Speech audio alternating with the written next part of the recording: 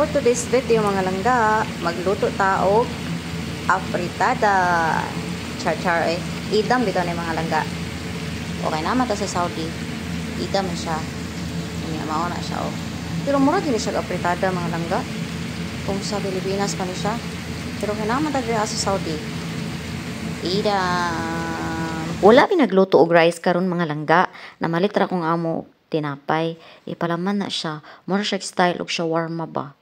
Lami apod baya siya makabusog na pod. Okay ra po kayo gulay rice. Dili yun uso ilang half cook diri mga langga. Dapat kanang lata jud siya ang gulay. Dili sila ganahan crispy. Gusto nila kanang humok na kaayo. Luto na.